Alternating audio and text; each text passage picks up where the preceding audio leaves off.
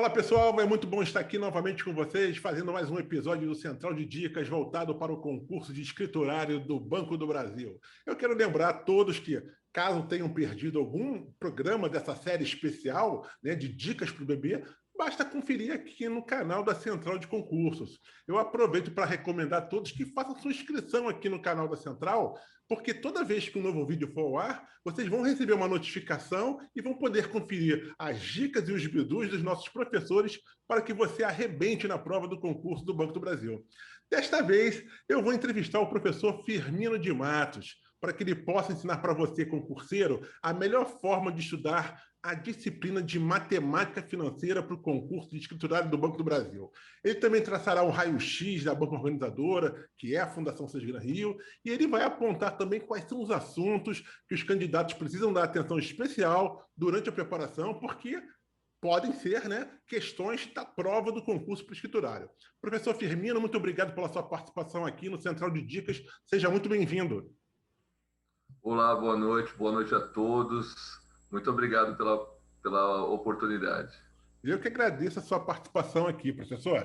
Professor, o concurso do Banco do Brasil é um concurso aí que estava todo mundo esperando, muita gente esperando um concurso novo para escriturário, né? Não tem concurso para escriturário do Banco do Brasil. O escriturário que eu digo, o escriturário tradicional, né? Aquele escriturário clássico, né?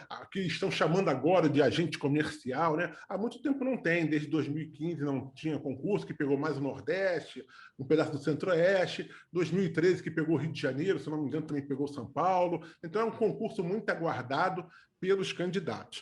Mas professor, a disciplina de matemática costuma ser, via de regra, a pedra no sapato de todo concurseiro. Aí eu queria perguntar para o senhor o seguinte: e a matemática financeira? É ainda mais complicada que a matemática básica, ou os candidatos não precisam aí ficar empolvorosos em relação a essa disciplina? Não precisa aí se descabelar, porque dá para levar a disciplina numa boa? Olha, Luiz, a matemática financeira, na minha opinião, que dou aula de matemática, de estatística, né, de todo o conteúdo que cai nos concursos, tanto de nível superior como nível médio, na minha opinião, a matemática financeira é o tema mais tranquilo da parte de exatas. Que ótimo. Vou tentar esclarecer. Matemática financeira é muito repetitiva. Então, quando você pega uma prova de matemática financeira, são sempre os mesmos. Estou falando de concurso público, tá certo, gente? Sim. São sempre os mesmos estilos de questões, né? São questões que vão se repetir. Você, opa, já fiz essa questão antes, né? Muda alguma coisa, um detalhezinho e tal, mas são questões muito repetitivas. Então, a pessoa que está se preparando, se ela fez uma preparação legal, ela vai notar que ela vai fazer o próximo, vai pegar uma prova de 2010, é o mesmo estilo de questão, de 2014, 2015, né? Então, são provas que têm questões muito parecidas e é sempre a mesma, vou falar assim na brincadeira, né? É sempre a mesma batida, né? Então, é uma matéria que você não dá muita surpresa. Agora, não quer dizer que você não tem que se preparar. O que eu quero dizer tem menos variações que uma prova de raciocínio, que uma prova de estatística, que uma prova de matemática básica. Não tem tantas variações. E se você aprendeu a fazer um determinado tipo de questão, elas se repetirão várias e várias vezes. Muito bom saber disso, professor. E aí me vem a seguinte pergunta à cabeça: mesmo aquela pessoa que nunca viu matemática financeira na vida, ela pode se dar bem desde que comece imediatamente a sua preparação? A prova está marcada, se eu não me engano, para o dia 26 de setembro, se não me falha a memória. Dá tempo de aprender a disciplina e ter um bom desempenho na prova? Depende muito da pessoa. É lógico que você tem que ter uma base para começar. Por exemplo, só por brincadeira, né? Você não vai para uma aula de português sem saber ler e escrever, Sim, né? sim, lógico. É a mesma coisa com a matemática. Você não vai para uma prova dessa sem ter os conceitos básicos. O que a gente mais cobra de conceito básico na matemática financeira? A gente cobra de tudo um pouco da matemática financeira. Mas os principais conceitos são frações, que é uma coisa que você aprendeu lá no primário, né? Eu acho que se você treinar um pouquinho, dá para recordar. Potenciação, né? Potenciação, né? 2 vezes 2, 4 vezes 4, 5 vezes 5, elevar ao quadrado, ao cubo. Eventualmente, a gente tira uma raiz, mas dá para fazer uma raiz fazendo fatoração, que nem você calculava mínimo, múltiplo comum. Acho que você vai lembrar, Luiz. Lembro, Né? lembro. Isso eu lembro mais ou Então, menos. a raiz a gente calcula desse jeito na prova, tá? Então, porcentagem é fundamental, ter a noção básica de porcentagem. Esses são os principais conceitos que a gente usa, né? Frações, porcentagem e potenciação, que a gente usa para fazer a prova. E a pessoa, é lógico, tem que lembrar que num concurso ela tem que saber fazer continha, mais, menos vezes dividir e fazer bem, tá? A gente também ensina isso, tem videoaulas sobre isso, né? Na Central, além da gente dar as aulas tradicionais dos assuntos técnicos, né? Ainda tem aulas à parte, videoaulas à parte, que a gente dá de graça para o aluno da Central, que ele pode fazer revisão de continha, por EAD, para a continha, né? Dá uma olhadinha, volta de novo, né? Então, a gente dá toda uma estrutura para que a pessoa consiga realmente conciliar a matemática financeira com a matemática básica. Muito bom, professor.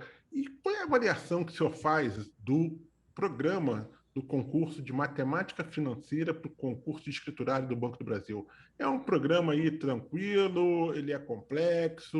Alguma novidade em relação aos concursos anteriores? O que o senhor pode destacar aí para a gente?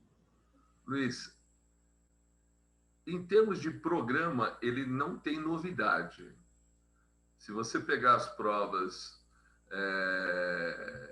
de 2000 para cá, você vai ver que o programa praticamente é o mesmo, tá? É lógico que tem questões que são mais cobradas ou menos cobradas, né? Mas o programa é o mesmo. Agora, é um programa que você tem que se preparar. Como eu disse, a matéria é repetitiva, mas você tem que ter feito algumas vezes para poder gravar cada modelo de trabalho. Então, por exemplo, eu te dou como é que faz o cálculo dos juros, né?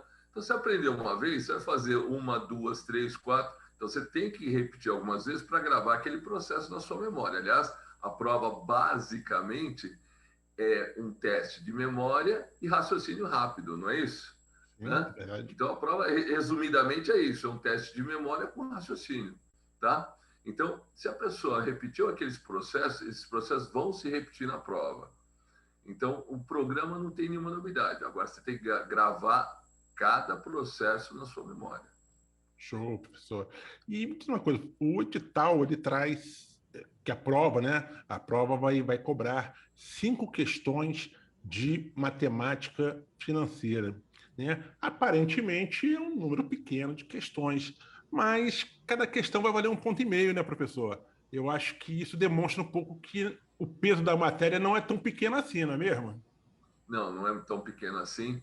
E nós sabemos, a gente que trabalha com isso, e os alunos que já estão se preparando para isso, sabem que um pontinho te separa de milhares e milhares de pessoas na lista de classificação. Sim. Um pontinho é muita coisa. Então, se errar uma questão num concurso desse, que vai ser com certeza um concurso que o pessoal vai se preparar muito bem, vai fazer falta um pontinho. Então, 5 pontos aí, 5 pontos não, 5 questões, né? É muita coisa. Cada um valendo 1,5, né? Um Não diferencial. Há é? matérias que só valem 1 ponto. Matemática e financeira vai valer 1,5 ponto. E qual é a melhor estratégia de estudo, né, para se estudar matemática financeira, sobretudo para quem está iniciando os seus estudos agora, que não é da área de exatas, que não conhece, nunca estudou matemática financeira? Como estudar essa disciplina de forma eficiente e eficaz dentro desse tempo? Bom, como eu disse para você, nós vamos ter vários modelos se repetindo. Então, você vai ter cálculo do juro, que eu acho que é uma coisa que eu estou falando, cálculo do juro, que é uma coisa acho que todo mundo entende quando a gente fala, não é mesmo? Sim. Né? Então, você tem lá um modelo de cálculo do juro, você vai repetir aquele modelo. Aí você vai calcular o montante. O que é o montante? Montante é quanto você recebeu depois de colocar um dinheiro na conta e ganhar o juro. Então, o que é o montante? Aquele dinheiro que você aplicou, montante é o dinheiro que você aplicou mais o juro. Então, uma coisa importante é entender cada modelo, como é que eu calculo o juro, como é que eu calculo o montante, como é que eu faço um desconto bancário, né? Tem vários modelos. E para cada modelo, a gente vai ter uma fórmula. O que mais pega, depois que você entendeu os modelinhos, são as fórmulas. Tá? Esses dias, como está tendo o Banco do Brasil, o pessoal vem me procurar bastante. Professor, olha, eu tenho essa questão aqui, eu tenho aquela questão ali, olha, eu baixei da internet aqui, eu baixei aquela questão da internet ali. Luiz, eu peguei resoluções que os alunos pegaram da internet, que levam 3 páginas para resolver uma questão, 2 páginas para resolver uma questão, e o que me assusta é que uma formulinha, fazendo um cálculo de 4 linhas, resolvia 3 páginas. Eu não estou aqui para criticar quem resolveu, pelo amor de Deus, não é esse o objetivo. Eu quero dizer que na prova, no concurso, você não tem tempo para escrever 3 páginas numa questão. Então, querendo ou não querendo, dado o tempo, que é pouco, a gente precisa guardar na memória as fórmulas. Tá? E uma das coisas que a gente trabalha muito é como guardar na memória essas fórmulas. Por exemplo, eu sou uma das pessoas que trabalha muito isso, e nossos colegas também. Montante, eu falava para você, é o capital que você aplicou na sua conta, né? Mais os juros. Então, a gente vai contando uma historinha ao longo do curso, e cada capítulo da historinha vira uma fórmula. Então, uma brincadeira, né? Sim. Você lembra daquela historinha Chapeuzinho Vermelho, quando você era criança? Eu acho que quem não lembra. Você lembra até hoje. Os 3 porquinhos também. A gente também. conta uma historinha a respeito de uma coisa, e a cada capítulo da historinha vira uma fórmula.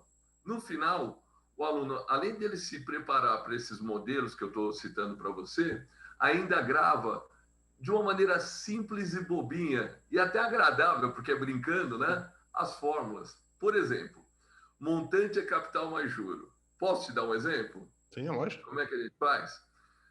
Começa a historinha com um rapaz completando 15 anos de noivado. A noiva chega para ele e fala assim, e aí, vamos casar? Né? Os dois lá, vamos casar? No dia que completaram 15 anos, ela falou, vamos casar? Ele fica com aquela cara de sonso, e ela falou, faz o seguinte, eu gosto muito de você, eu te amo, pensa um pouquinho e toma uma decisão. Só que eu vou te avisar, se você não quiser casar, tá? Eu vou te deixar, estou te dando uma última chance. Ele chega em casa, conta para a mãe se surpreende, pô, depois de 15 anos, diz ela, depois de 15 anos você ainda tem dúvida? Né? Na verdade, não é dúvida, é medo. É verdade. E aí, a mãe dá-lhe aquele puxão de orelha no sujeito, né? Dá-lhe um chacoalhão, e ele, depois daquele chacoalhão, ela fala assim, olha, se você não quer casar com ela, deixa ela casar com outro. Ele acorda e vira para a mãe e fala assim, mãe, caso, juro. Montante é o capital mais o juro. Mãe, montante, igual capital, C, né, caso, mais J, juro. Mãe, caso, juro. E nessa brincadeirinha, Luiz, vai cada capítulozinho, cada brincadeirinha dessa, no decorrer da história, vai virar uma fórmula. E aí o aluno tem, né, a gente faz um trabalho tão bacana com os alunos, o aluno consegue guardar tanto a matéria, resolvendo exercício, como as fórmulas, que, na minha opinião, é o principal desafio da matemática financeira, guardar as fórmulas. E daí a importância do curso preparatório nesse aspecto, né? Porque o professor tem essa experiência, né, de conseguir deixar aquele assunto mais palatável, né, para o aluno, seja por meio de mnemônico, seja por outras formas, né? Mas trazendo para o aluno a forma mais fácil de resolver a questão, né? Em vez de ficar gastando ali 3, 4 páginas, como o senhor falou, para resolver a questão, né? Os macetes, né? Cria-se os macetes, cria-se, não diria nem macete, mas formas inteligentes, né? de resolver aquela questão de maneira mais rápida, né? E, obviamente, a questão do exercício é fundamental também, né, mestre, durante essa preparação. Não tem como, né? Sobretudo que matemática é um assunto muito prático, né? Quanto mais exercício o candidato fizer, maior a chance de absorver o conteúdo, né? Para qualquer matéria, especialmente a matemática. É porque ela é muito prática, né? Ela não tem tanta teoria assim, né? Ela é muito prática, ao contrário do Exatamente. direito, que você tem que absorver, decorar às vezes, né? Muitas leis, parágrafos e tal. Não tem isso na matemática, né? É a aplicação da fórmula, né? E de tanto você fazer, você acaba já se tornando algo que entra no sangue, né? Natural. É natural, Exatamente. né? Exatamente. Mestre, qual é o perfil da prova de matemática financeira da Fundação Sesgran Rio? Ela tem um Pois perfil? é. A Cisgran Rio pegando aí um retrocesso um pouco mais próximo, né, de 2010 para cá, ela, na verdade, aplicou um pouquinho de tudo que está no edital, tá? Então, mas tem alguns pontos que ela repete. Por exemplo, no edital tem sistema de amortização price e sistema de amortização constante. O constante, atualmente, é o que você usa com os bancos, né? Tem price também, mas você usa mais o constante. E, nesse meio período, o sistema de amortização constante caiu mais. Então, é um detalhe importante. Equivalência de capitais. Luiz, esse tema equivalência de capitais é o seguinte, olha, eu fiz o empréstimo. E aí eu quero pagar daqui...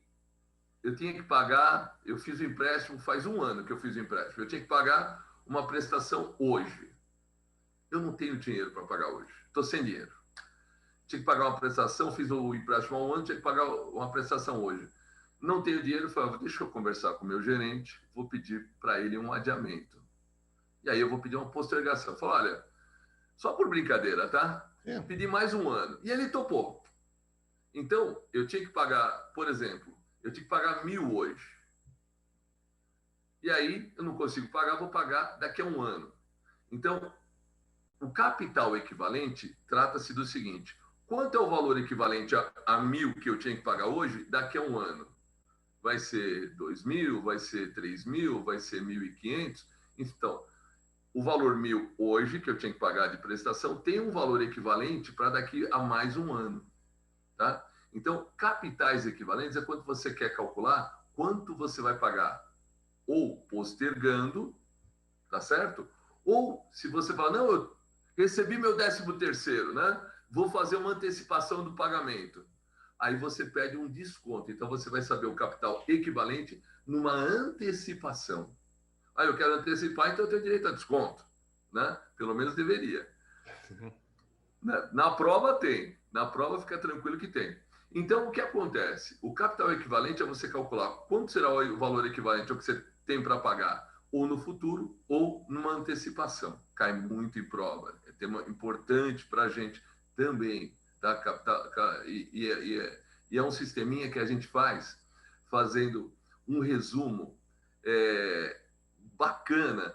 Você, em vez de ficar fazendo várias anotações, você faz um desenho com várias setinhas, né? Várias não, até poucas, tá? No máximo, normalmente no máximo 3, 4, tá? Você faz uma linha do tempo e vai colocando setinha. Entrou dinheiro, setinha para cima. Saiu dinheiro, setinha para baixo. Você faz um resumo da linha do tempo. É sério, você não gasta 30 segundos para fazer isso. Você fez um resumão ali e aí é lembrar das formulinhas e trabalhar. É bem bacana. O pessoal, depois que começa a assistir a aula, começa a se empolgar, fala, pô, professor, isso aqui, né? Agora está ficando. É muito melhor, por incrível que pareça, é muito mais agradável. É que o pessoal está pensando no concurso, tem aquela pressão, aquela coisa toda, mas é muito mais agradável aprender desse jeito do que trabalhar com uma HP. Sim. Uma calculadora científica, qualquer que seja, né? A HP é a mais famosa, né? Então, você fazendo um diagrama ali com 2, 3 setinhas, você faz o diagrama, um resumo do exercício e faz os cálculos trabalhando rapidinho. É um dos temas também bastante importante. Outro tema bastante importante, já que você está falando sobre isso, são as taxas. é muito comum o banco perguntar qual foi a taxa cobrada naquela operação, né? Quantos por cento foi de desconto, quantos por cento foi de ganho, né? Ah, inflação, que é taxa também, né? Quanto foi quanto foi a taxa real? Outro tema que cai bastante, tá? Taxa de inflação, taxa real, tá? Você imagina o seguinte, só para os amigos que estão nos acompanhando, você vai no banco, o banco vai te pagar 5% ao mês. Estou pegando uma taxa exagerada aqui, mas é só para dar ilustração, né? O banco vai te pagar no final do mês 5%, mas a inflação era 4%. Você realmente ganhou 5%? Você não ganhou 5%. Né? Em um mês era 5%. Ah, mas a inflação comeu, né? Comeu 4%, a inflação foi 4%. Então, realmente, você só ganhou 1%. O banco pergunta muito isso, quanto foi a taxa real, quanto foi a taxa de inflação, aí a gente faz uma analogia. Tem até uma brincadeira gostosa, porque é uma fórmula simples, né? E pena que eu não estou escrevendo aqui, porque eu adoro uma lousa, né? Quem dá aula gosta de uma lousa. Professor. A fórmula é assim, 1 mais I e a taxa do banco. 1 mais I é igual a 1 mais R, que é a taxa real, vezes 1 mais J, que é a taxa de inflação. Então a gente fala brincando, 1 na igreja, 1 mais I, que é o índice do banco, que é igual a 1 mais R, que é a taxa real, mais 1 mais J, que é a taxa de inflação. 1 na igreja, 1 rezando, 1 jejuando. Né? Nessas brincadeiras, a gente vai treinando de uma forma suave, gostosa e agradável. Né? Você tem uma ideia, Luiz? Tem alunos da Central que já pegaram o primeiro lugar nesses últimos anos, primeiro lugar no Banco do Brasil, segundo lugar na Caixa Econômica Federal, né? Então, é um pessoal que, quando pega para estudar a sério, dá muito certo. Com certeza, não tenho dúvida disso. Mas então, assim, a prova de matemática financeira da Fundação Cisgrã Rio é relativamente tranquila. A gente pode dizer que ela é tranquila? Não é complexa? Posso dizer que é tranquila para quem estuda. Lógico, sem dúvida. Para quem estuda, sempre fica mais Nesse fácil. sentido, pode. Mas, mestre, paraquedista não se dá bem nessa prova, não. Com certeza. Nem em lugar nenhum, né, na verdade, né? Mas, É mestre, verdade, falou tudo. Mas, mestre, são 5 questões na prova. Obviamente, não dá aqui para a gente cravar quais são as 5 questões, né? Mas num exercício aqui de uma brincadeira, uma futurologia, até para mostrar a importância de determinados assuntos, quais são os 5 assuntos assim que o senhor acredita assim, que tem grandes chances de cair nessa prova? Pode até ser um pouco mais, não tem problema, mas queria que o senhor elencasse aí 5, 6 assuntos assim com grandes chances de serem cobrados na prova. Até Bom, pela recorrência de questões que acontece sempre mesmo, né? perfeito, perfeito. Bom, todas as questões, é importante salientar, vão envolver porcentagem de alguma maneira. Tá? Antes de mais nada, dessas todas as questões que eu vou citar, é lembrar que porcentagem estará presente em todas elas. Tá? De alguma maneira vai ter porcentagem lá dentro. Tá? Bom, taxa efetiva pelo regime de juros simples tem uma grande chance. Eu diria taxa, uma questão de taxa, ou Sim. efetiva pelo regime simples, ou equivalente pelo regime composto. Uma é para cálculo de taxa. Outra, com certeza, vai ser equivalência de capitais, que a gente estava brincando agora, né, tentando exemplificar aqui o tema. Tá? Equivalência de capitais figurinha carimbada. A chance de cair é gigante. Tá? Outra coisa, desconto. Existem 3 formas de desconto que acontecem na prova. Desconto, isso aí já é para quem já está estudando, Luiz, é importante, né? Desconto racional, desconto comercial ou desconto bancário. Eu diria que a maior chance é desconto bancário, até porque a gente está fazendo uma prova de banco, né? Então, o desconto bancário, normalmente, ainda, além do desconto tradicional, ainda acrescenta uma taxa que a gente tradicionalmente chama de taxa administrativa. Então, esse é o tipo de desconto que a gente chama de bancário. Então, um exercício de taxas, né? Ou pelo simples efetiva ou pelo composto equivalente, tá? Um exercício de desconto, um exercício de equivalência, ok? Sistema de amortização. Se eu pudesse, né? Se eu tivesse pouquíssimo tempo para estudar e até focar mais, tem sistema de amortização price e saque, sistema de amortização constante. Eu tenho pouco tempo, eu diria a chance maior é o saque, mas isso não é certeza. Então, tanto pode cair price como saque, mas o saque eu acho que tem maior chance. Tá? E inflação. Tá? As taxa de inflação. Tá? Seriam 5 questões aí que o candidato tem grande chance de encontrar na prova. Eu diria para você que a chance disso cair na prova é quase certa. Só não vou te dizer que é certo, porque não sou eu que faço a prova. Lógico, mas você já conhece, entende, conhece bem, né, o que as bancas organizadoras, em especial a Fundação Sesc Gran Rio, vem cobrando, né, mestre? Assim, uma outra pergunta que eu queria ver com o senhor é o seguinte: a Fundação Sesc Gran Rio, porque realizar concurso é fundamental, realizar exercícios é fundamental. A Fundação Sesc Gran Rio, ela possui um acervo grande de questões de matemática financeira. Vale a pena também o candidato resolver questões de outras bancas organizadoras? Com certeza vale. Vale pelo seguinte, a matemática financeira, ela não varia muito. De banca para banca, né? Tá? Você vai num banco, você calcula juro do mesmo jeito que você calcula no outro banco. Então, em outras palavras, ela não tem muita variação. Às vezes tem variação na maneira de perguntar. Se fosse uma prova do CESP, né, que é um outro estilo de examinador, né, a Sebrasp, a gente ia tratar de outra maneira. Tá? Aí sim, aí teria uma diferença na maneira de perguntar. Não na maneira de fazer conta, não na maneira de calcular, mas na maneira de perguntar tem uma diferença. Tá? Tirando a Sebrasp ou o CESP, como vocês quiserem, né? Os outros examinadores trabalham de uma maneira bem parecida. Carlos Chagas, né? Segue muito essa linha também. A própria Exaf, quando estava fazendo as provas dela, são FGV, né? São bem parecidas. Nós tivemos há pouco tempo a Sesc Gran Rio fazendo prova também para Petrobras e para Liquigás. Tá? Não faz muito tempo. Não vou dizer que vai ser a mesma prova, mas é Sesc Gran Rio também, e é matemática financeira. Então, eventualmente, pode ser interessante. Mas tem bastante exercício do passado para o próprio Banco do Brasil. Tá?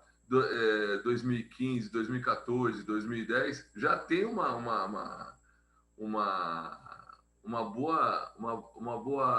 bom portfólio aí para a gente poder trabalhar. Mas, tirando o CESP, que, como eu falei, tem um estilo um pouquinho diferente, você pode pegar as provas do Banco do Brasil feitas pela Carlos Chagas, que são interessantes também. Tá? Não só para o Banco do Brasil, pode ser para a Caixa Econômica Federal. Caixa Econômica Federal e Banco do Brasil estão ali, né? Inclusive, a Sesc Gran Rio já fez também para a Caixa Econômica Federal. Eu ia comentar exatamente isso. Então, a Sesc Gran Rio também tem um acervo razoável, então, de questões, né? De matemática financeira, né? Exatamente. Ótimo. Professor, a gente está aqui chegando à nossa reta final, né, do nosso Central de Dicas. Já de antemão, eu agradeço a sua participação. O senhor trouxe aqui muitas informações relevantes para os nossos alunos, para os nossos futuros alunos, muitas dicas importantes, muito bizus. Deu aí várias formas aí de decorar algumas fórmulas que podem ser cobradas, né? Muito bacana isso. E eu queria que o senhor deixasse aí uma dica final ou uma mensagem aí para os futuros candidatos, aliás, os candidatos, muitos já realizaram a inscrição, né? Para aqueles que já se inscreveram, como também para aqueles que ainda vão se inscrever para o concurso do Banco do Brasil. Que mensagem final, que dica final o senhor pode deixar para eles? Obrigado pela oportunidade, Luiz. Eu diria o seguinte, alguns exercícios, o candidato assiste uma aula, seja online, seja presencial, assiste uma aula e ela está começando a pegar o exercício, está começando a entender o exercício e é um tempo curto, né, de preparação. Então, é importante que o que você viu, você fixe muito bem, né? Você tenha fixado de maneira muito forte. Então, uma sugestão para quem está se preparando, que o que pega, como a gente conversou ao longo do nosso bate-papo, que pega na prova é memória e raciocínio. É um teste de memória e raciocínio em resumo. Então, se você fez uma questão durante uma aula ou na sua casa, se está resolvendo, refaça essa questão 1, 2, 3 vezes. Tenha muito bem o que você viu, que fique gravado o que você viu. Porque o nosso tempo é curto e você tem que gravar na memória. Luiz, daqui a pouquinho, você pergunta para alguém que assistiu o nosso bate-papo aqui, né, que está sendo, para mim, muito agradável. Você lembra o nome daquele professor de matemática financeira? Provavelmente a pessoa fala, olha, eu lembro da cara dele, mas eu já esqueci o nome dele. É normal, faz parte, é assim mesmo. Então, no intervalo de 24 horas, a pessoa grava com facilidade. Passa uma semana, ela não lembra mais. A prova é daqui a 3 meses. Então, o que eu vi, eu preciso de gravar na memória de longo prazo. Passou 24 horas, ainda está na memória de curto prazo, segundo a medicina, né? Agora, na memória de longo prazo, que é aquela que eu vou usar daqui a 3 meses, eu preciso de repetir pelo menos 5 vezes aquele assunto. Então, a grande dica, meus amigos, é fazer o processo de fixação na memória. Não é só entender. A aula é para entender. Mas, depois da aula, você tem um processo muito importante que é fixar na sua memória. Quantas vezes você e todos nós já falamos, puxa, esse exercício aqui, eu já fiz até esse exercício, né? Era igualzinho, até os mesmos números, só que agora eu não lembro. Então, não é só entender, tem que fixar. Essa é a minha grande dica para você, tá? Vá se preparando. Você que tem dificuldade, dê prioridade para aquela matéria que você tem mais dificuldade. Se for matemática básica, dá prioridade primeiro para a matemática básica. Se for financeira, dá prioridade para a financeira. Mas eu volto a repetir, financeira é muito repetitivo. Se repetir o processo várias vezes, vai gravar. Eu só estou preocupado com o tempo. Eu acho que se a pessoa começar já, ela vai ter boa sorte na prova. Né? Só não pode deixar para estudar no dia da véspera. Né? Aí vai ser difícil. Aí já era, aí é complicado demais. Aí já era, né? Com certeza, mas muito bacana essa dica que o senhor deu ao final aí da questão de fazer a revisão, né? Quanto mais revisar, você vai fixando esse conteúdo. Professor, mais uma vez, muito obrigado pela sua participação e eu quero agradecer também a todos que estão nos acompanhando, que estão aqui acompanhando o Central de Dicas e quero lembrar para vocês que se você perdeu algum episódio, não tem o menor problema. Vai lá no YouTube da Central de Concursos que você vai encontrar todos os vídeos dessa série de vídeos, né, com esse especial de dicas de professor para o concurso de escriturário do Banco do Brasil. Lembre-se lá de clicar ali para se inscrever no canal, né, para ser sempre notificado e, melhor ainda, não deixe de dar aquele like caso tenha gostado do vídeo, né, porque assim esse vídeo ganha aí mais repercussão, vai chegando a outras pessoas, né? E a gente vai ganhando aí, vai escalando mais e atingindo aí o nosso objetivo, que é exatamente de trazer informação de qualidade relevante para aquelas pessoas que estão estudando para concurso. Então, pessoal, fique com a gente, porque ainda vem muito conteúdo, muito bacana, muito relevante para você conseguir a sua aprovação. Até a próxima. Tchau, tchau, gente. Valeu. Grande abraço. Grande abraço.